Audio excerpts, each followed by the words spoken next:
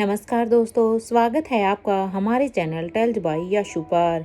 यहाँ पर आपको मिलेंगी रोचक और सस्पेंसफुल कहानियाँ। अगर आपको यहाँ पर हमारी कहानियाँ पसंद आती हैं तो कृपया करके आप हमारी वीडियोस को लाइक करें, इसको अपने दोस्तों को साथ शेयर करें और साथ के साथ अपना कमेंट करना ना भूलें।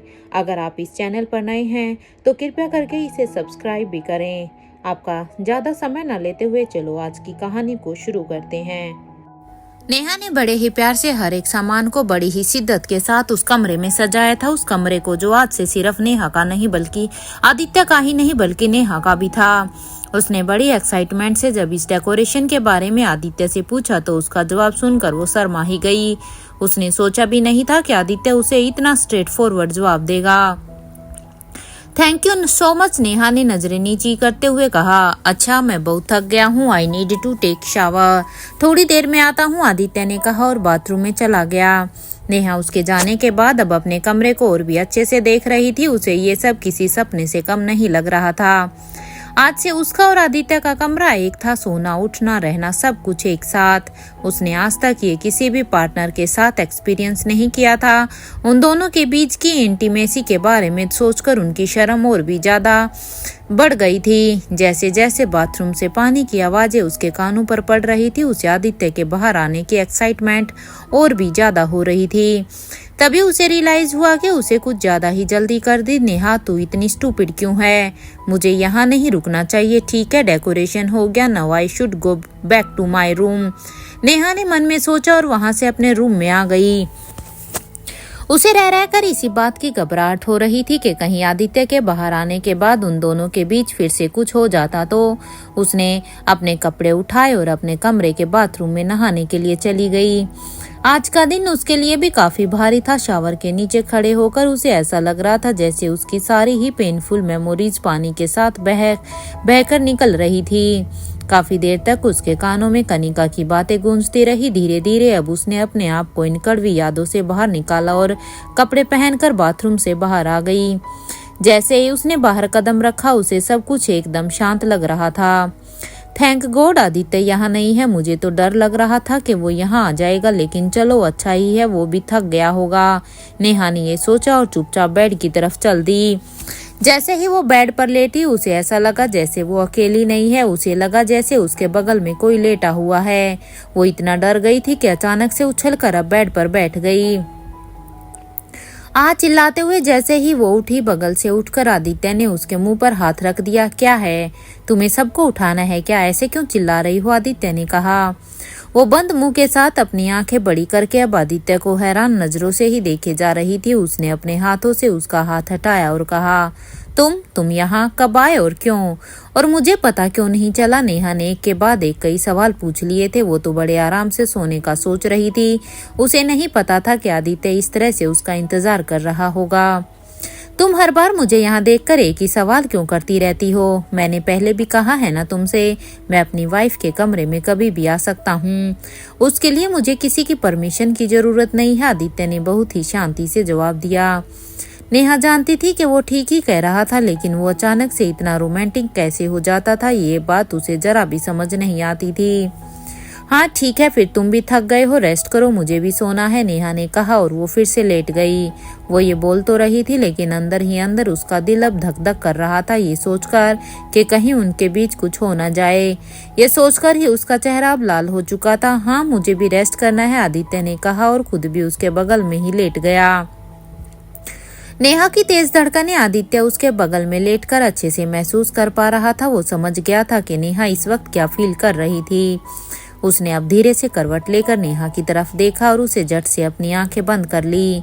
वो दिखाना चाहती थी कि वो सिर्फ और सिर्फ सोना चाहती है। आदित्य ने मुस्कुराते हुए उसके सिर पर हाथ फेरना शुरू कर दिया।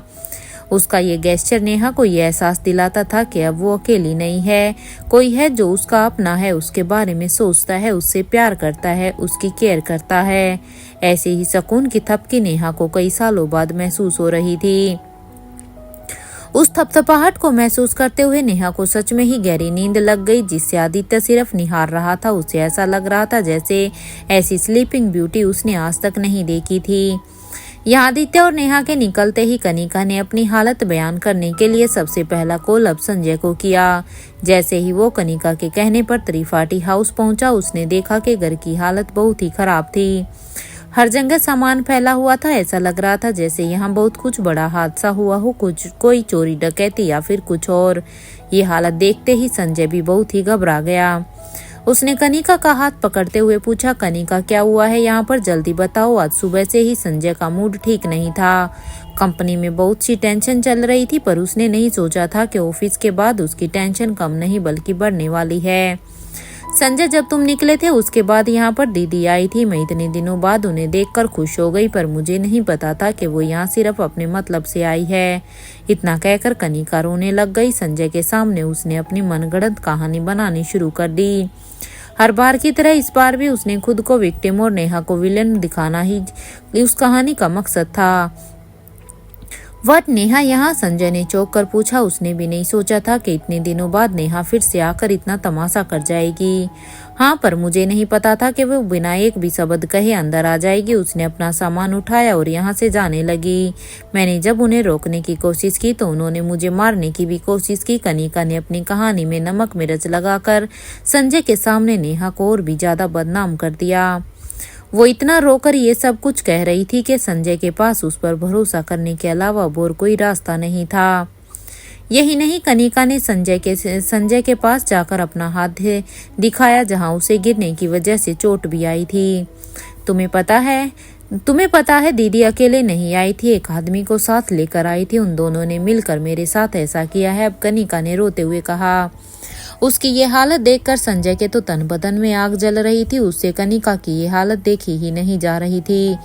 उसने उसे जोर से गले लगा लिया और कहा, माय बेबी, तुम्हारे साथ इतना सब कुछ हो गया और डोंट वरी, तुम बिल्कुल चिंता मत करो। नेहा को इन सब का हिसाब देना ही होगा।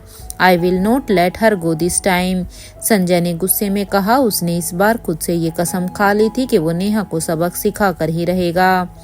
अब तो उसे इस बात पर यकीन हो गया था कि नेहा और कनिका में जमीन आसमान का अंतर था। कनिका ने हमेशा से खुद को इतना सॉफ्ट और नेहा को इतना रूड दिखाया था कि अब संजय को खुद के डिसीजन पर और भी ज्यादा गर्व हो रहा था। उसे अच्छा लग रहा था ये सोच कर के उसने नेहा को छोड़ दिया था और कनिका उसकी जीवन साथी थी। कनिका संजय के इन थॉट्स को सुनने के बाद अब और भी ज्यादा खुश हो रही थी। उसने अब संजय की बाहों से लिपटते हुए कहा, हाँ संजय, तुम्हें नहीं पता दीदी को क्या हो गया है। उनका ये एटीट्यूड देखकर तो मैं डर ही गई थी। मैंने उन दोनों को समझाने की बहुत ही कोशिश की। वो मुझे धमकी दे रहे थे कि वो त्रिपाठी फैमिली को सड़क पर ले आएंगे। मैंने तो कभी सोचा भी नहीं था कि दीदी हमारे बारे में इतना बुरा सोचेगी। वो सुन तो रही नहीं थी, ऊपर से बहुत कुछ सुना भी रही थी मुझे। क्या कहा उसने? संजय ने गुस्से में पूछा। उसकी आंखों में गुस्सा देखकर कनिका को विश्वास हो गया था कि उसका निशाना बिल्कुल सही जगह पर जाकर लग रहा था। छोड़ो संजय, तुम सुनोगे तो तुम्हारा मूड और भी खराब होगा। कनिका ने अब बात टालते हुए कहा। वो जानबूझकर ये सब कुछ कर रही थी ताकि संजय को ये बात सुनने में और भी ज्यादा इंटरेस्ट आए। बताओ ना कनिका, मैं भी तो जानना चाहता हूँ कि वो क्या कह रही थी। देखूं तो कितना और गिर चुकी है वो। संजय ने कहा। कनिका जानबूझकर अब अपनी नजरें नीचे कर रही थी। वो ऐसा दिखाना चाहती थी जैसे अब वो जो कहने वाली है वो ज्यादा ही शर्मनाक है। उन्होंने कहा कि अगर तुम उन्हें नहीं छोड़ते तो भी तुम्हारे साथ वो कभी नहीं रहती। वो तो हमेशा से तुम्हें छोड़ने का रास्ता ढूंढ रही थी। कनिका ने अब हिचकिचाते हुए वो कह दिया था जो कभी हुआ ही नहीं था। ये कहकर कनिका संजय के मन में नेहा के लिए सिर्फ नफरत भर देना चाहती थी। अब ये सुनकर संजय की आंखें ऐसे लाल हो गई जैसे किसी ने उसके सीने पर छुरा चुबा दिया हो। वो खुद 5 साल पहले हुए इंसिडेंट को भुलाने की कोशिश कर रहा था, लेकिन उसे इस बात पर गुस्सा आ रहा था कि नेहा अपनी ही गलती को इतनी हिम्मत के इससे बार बार कैसे मेंशन कर सकती थी। संजय, दीदी ने यह डॉक्यूमेंट तुम्हारे लिए दिया है। उसने कहा कि तुम इसे पढ़कर डिसअपॉइंट नहीं होगे। कनिका ने एक पेपर उसके हाथ में देते हुए कहा। ये वही पेपर था जो नेहा जाते जाते कनिका के मुंह पर मार कर गई थी। उसने कहा था ये डॉक्यूमेंट संजय के लिए है। कनिका खुद ही खोलकर देखना चाहती थी कि इसके अंदर क्या है, लेकिन नेहा ने उसे सील किया हुआ था। अगर कनिका उसे अपने हाथों से खोलती तो संजय को पता चल जाता। संजय ने बड़े ही कंफ्यूजन से उस डॉक्यूमेंट को अपने हाथ में लिया और लेते ही समझ गया था कि उसके अंदर क्या है।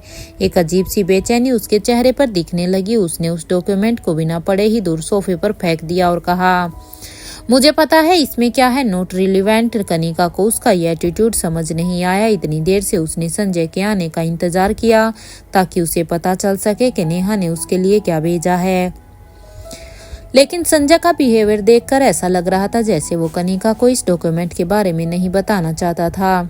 कनिका के चेहरे के भाव तुरंत बदल गए और उसने अब शक भरी नजरों से संजय को देखते हुए पूछा, क्या हुआ है तुम्हें? ऐसा क्या है इसमें जो तुम दिखाना नहीं चाहते, या फिर ये तुम दोनों के बीच की कोई बात है? हाँ। उसकी बात सुनकर अब संजय इरिटेट हो रहा था। एक तो इतना सब कुछ सुनकर उसका दिमाग खराब था और अब ऊपर से कनिका का सवाल। उसने कनिका को खुद से दूर करते हुए हड़बड़ाते हुए कहा, स्टॉप कनिका, वैसे भी आज बहुत कुछ हो गया है, अब और तमाशा नहीं चाहिए। काफी लेट हो गया है, तुम भी जाकर सो जाओ। अगर तुम्हें कोई और भी बात नहीं करनी है तो अब मैं चलता हूँ।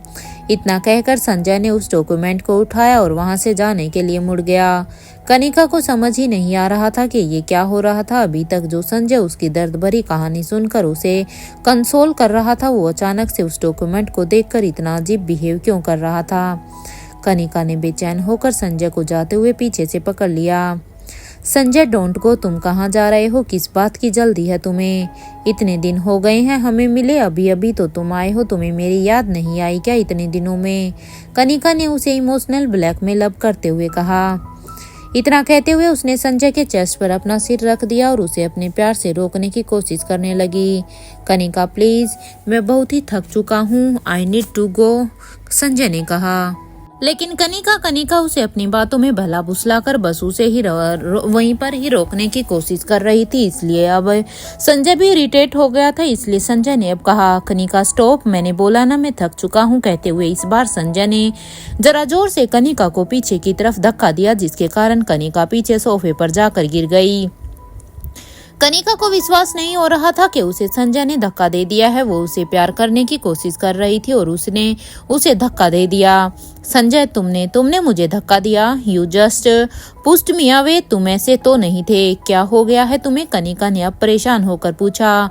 उसे इस तरह से देखकर संजय को खुद भी ठीक नहीं लगा, लेकिन कुछ तो था जिसे वो छुपाने की कोशिश कर रहा था। आई एम सॉरी, मेरा तुम्हें हर्ट करने का कोई भी इरादा नहीं था। ये जो भी है मेरी प्रॉब्लम है, तुम्हें परेशान होने की जरूरत नहीं है।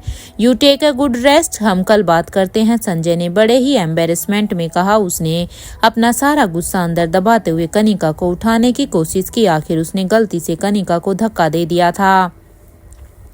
क्या कहना चाहते हो तुम? Who am I to you? Kanika ने अपने आंसुओं को पोंछते हुए पूछा। देखो कनिका, वो धक्का गलती से लग गया था, संजय ने कहा। वो खुद भी जानता था जो हुआ वो गलत था, लेकिन वो क्या करता, इस वक्त वो कनिका से बात नहीं कर सकता था। क्या नहीं किया मैंने संजय? मैंने इतना सब कुछ किया तुम्हारे लिए, और तुम? कनिका ने अब चिल्लाते हुए कहा। इतने सालों में वो मिसिज खुराना बनने के सपने देख रही थी, लेकिन आज संजय का ये बिहेवियर देखकर उसे लग रहा था जैसे आज उसके ऊपर पता नहीं कौन सा ही पहाड़ टूट गया हो, जैसे या इतना सब कुछ करना किसी भी काम का नहीं रहा हो।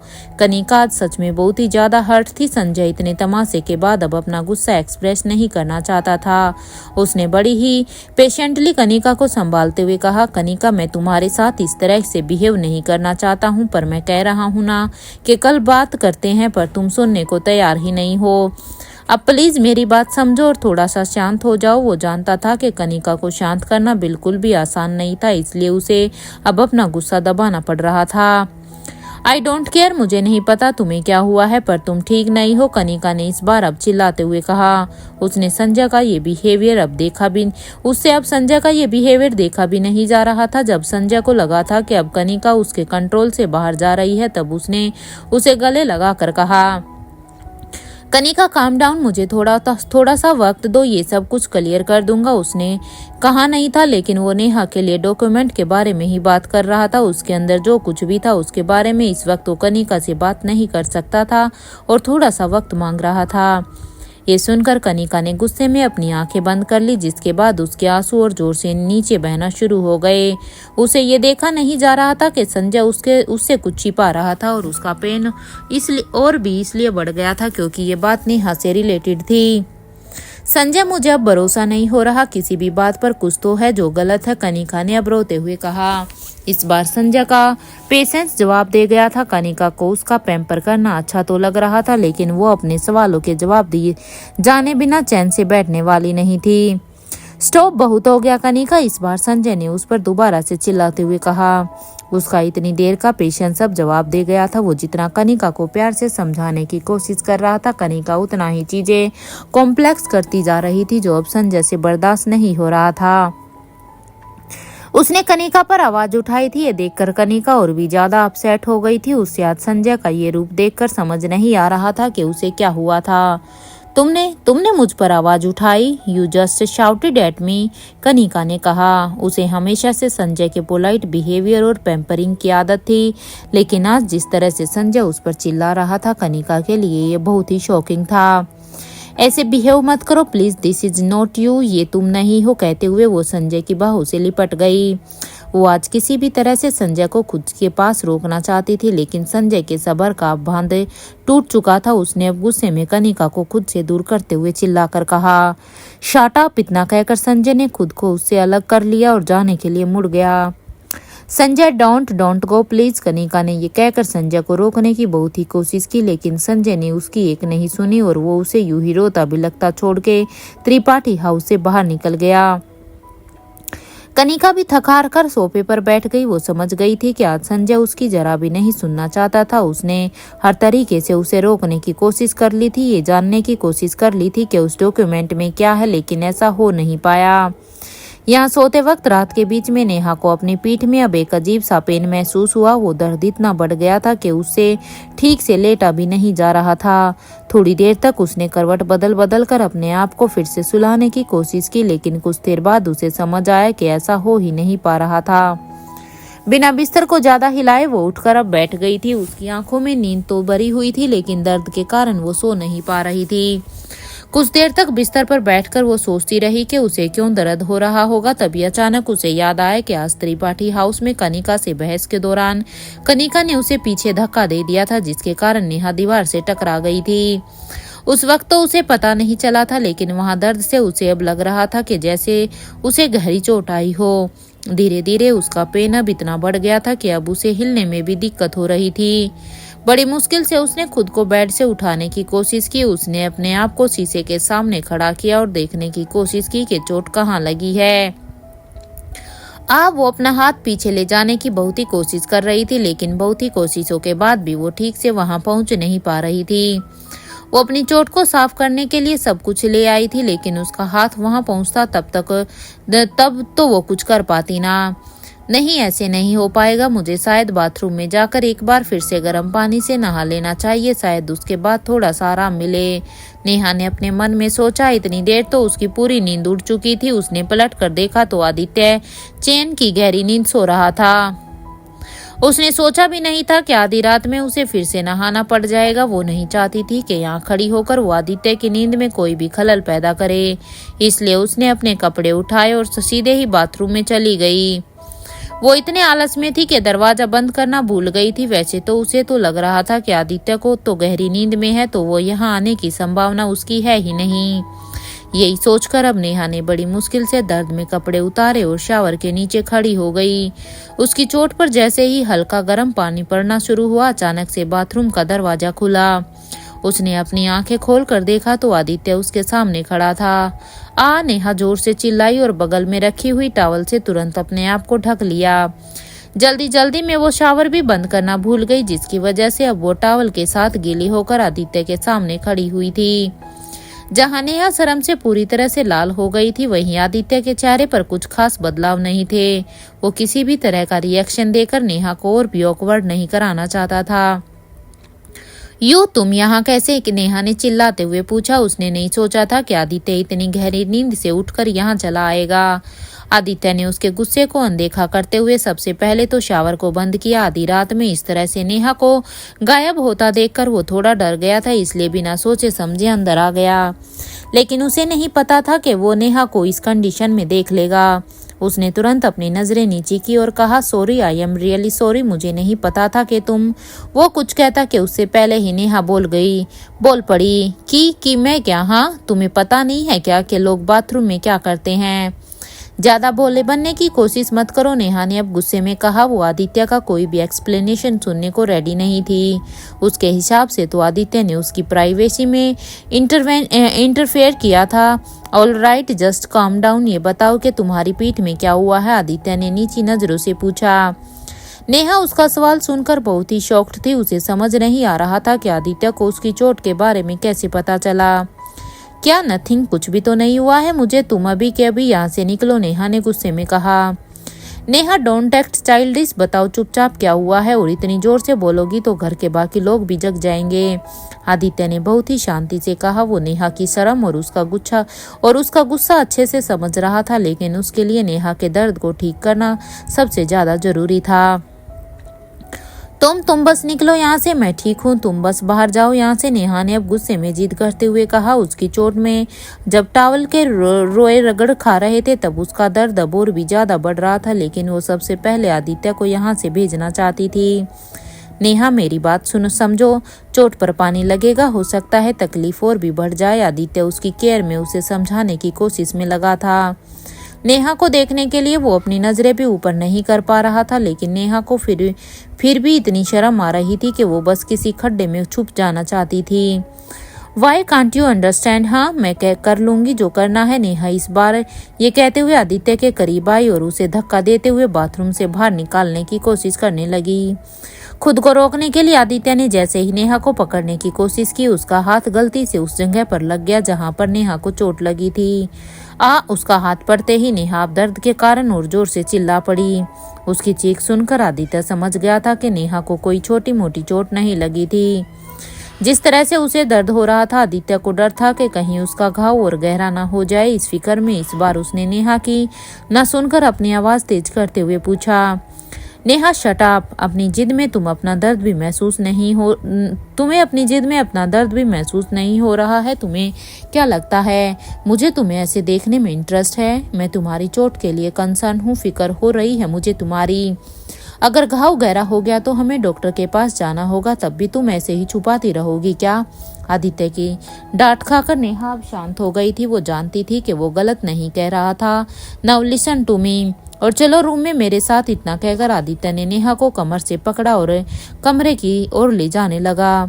नेहा ने कस के अब अपनी टॉवल को पकड़ रखा था, इस डर से कि कहीं उसका टॉवल उसके हाथ से फिसल ना जाए। आदित्य अब नेहा को अपने हाथ से पकड़कर धीरे धीरे उसे अपने कमरे में वहां पर लेकर आया और बेड पर बैठाते हुए बोला, सिट, डोंट मूव। उसकी बातों से ज्यादा ध्यान नेहा का अपने टॉवल पर था। वो गुस्से में आदित्य को बहुत कुछ बोलना चाहती थी, लेकिन वो अभी इतने दर्द में थी कि उसके मुंह से कुछ नहीं निकल रहा था। आदित्य उसे बैठाकर खुद कमरे से बाहर चला गया। नेहा को समझ नहीं आ रहा था कि वो उस हालत में कब तक ऐसी बैठी रहेगी। उसने तुरंत आसपास बिखरी चादर उठाई और खुद को उसमें लपेट लिया। कुछ ही देर बाद आदित्य फर्स्ट एड का बॉक्स लेकर वापस कमरे में आया। मैंने कहा था ना, हिलना मत, अभी खरोच से वो चोट और भी बढ़ जाएगी। तो आदित्य ने अब गुस्से में कहा, तो तुम क्या चाहते हो? मैं इसी तरह से टॉवल में तुम्हारे सामने बैठी रहूं? एक तो तुम बिना बताए बाथरूम में आ गए, फिर जबरदस्ती मुझे डांट कर यहाँ ले आए, और अब नेहा और कुछ भी कहना चाहती थी, लेकिन आदित्य ने उसे बीच में रोक दिया। चुप, बिल्कुल चुप, पीछे घूमकर लेटो, दवा लगानी है। आदित्य ने फर्स्ट एड में से मेडिसिन निकालते हुए कहा।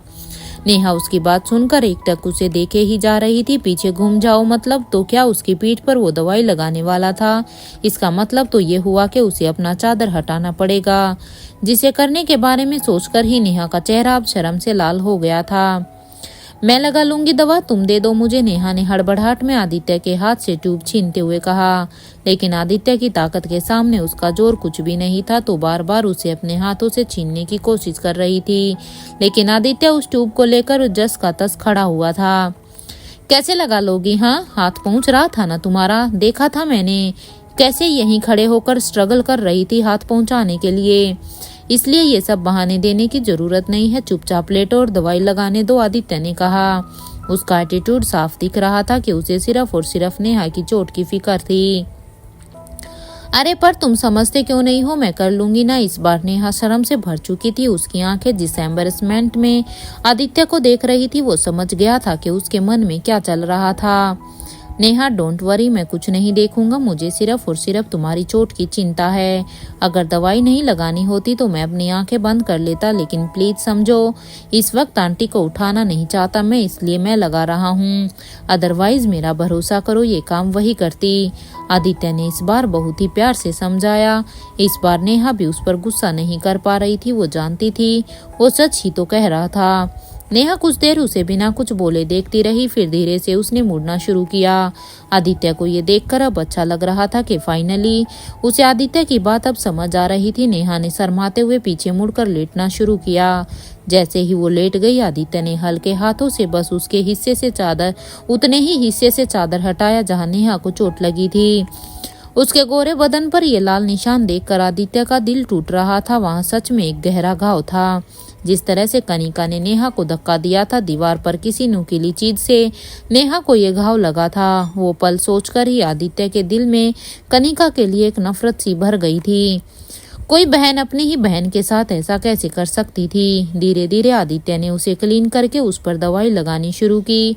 आ दर्द के कारण नेहा के मुंह से चीख निकल नहीं रही थी, लेकिन उसने दर्द के कारण नेहा की चीख तो निकल रही थी, लेकिन अपने मुंह से उसने दबाकर वो किसी तरह से खुद को रोक ले रही थी।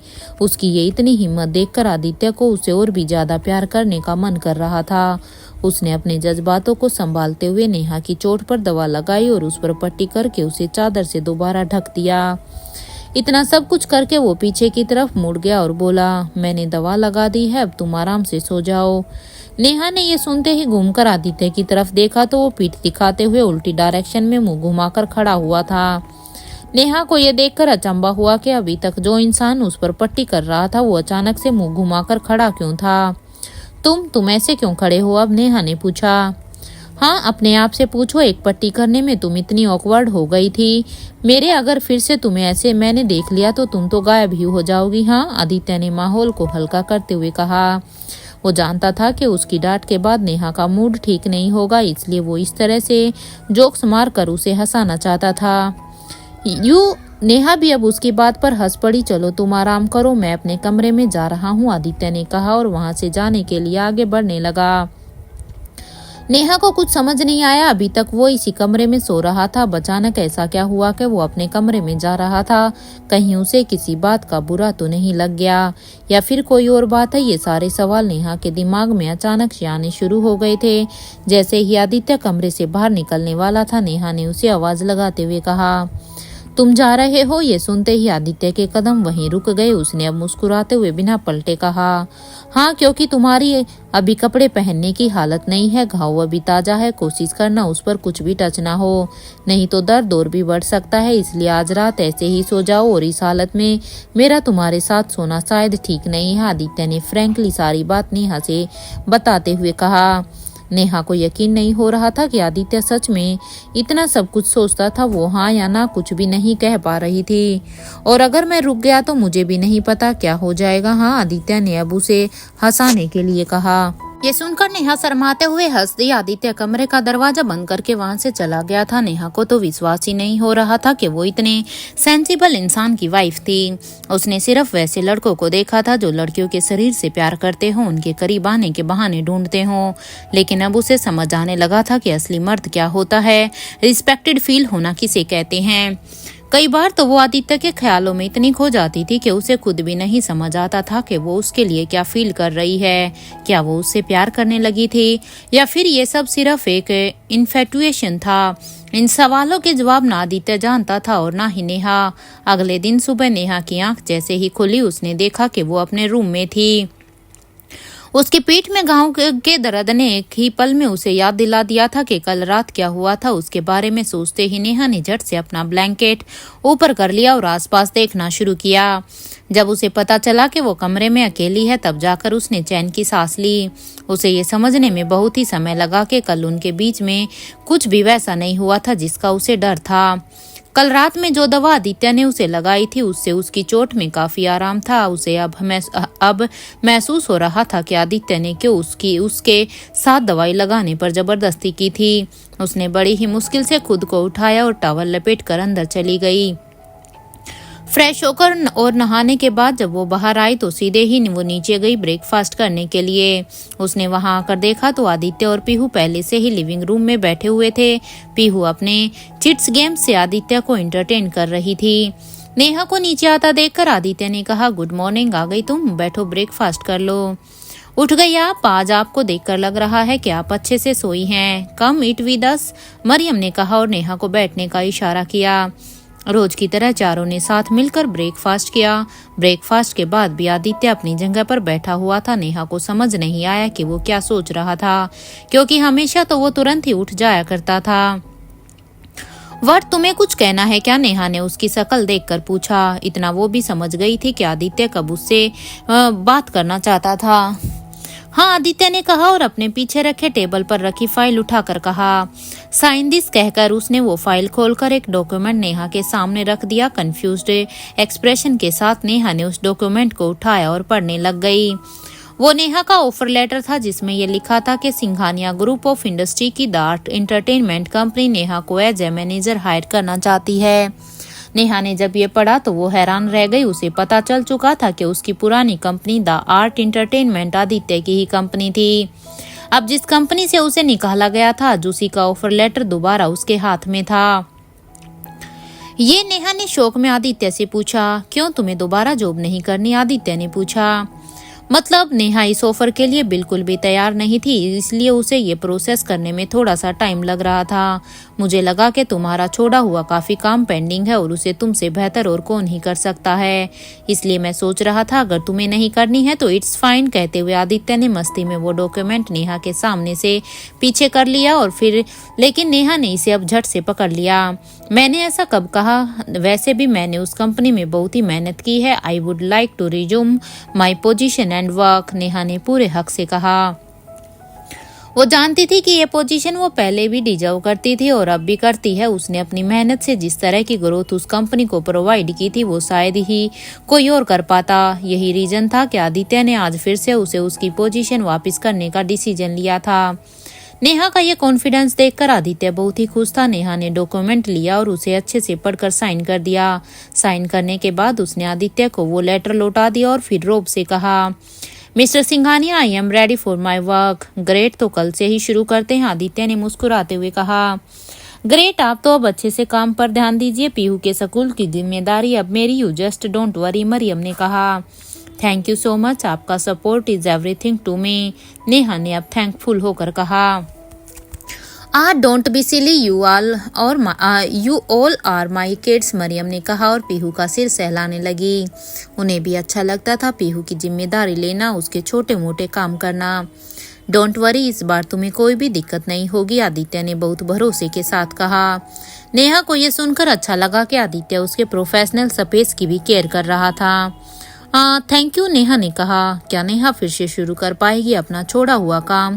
क्या रोबिन और विशाल इस बार पहुंचा पाएंगे नेहा को नुकसान? क्या होगा जब निर्मला को पता चलेगा कि उसका अपना बेटा उसके ही फैसले के खिलाफ गया है?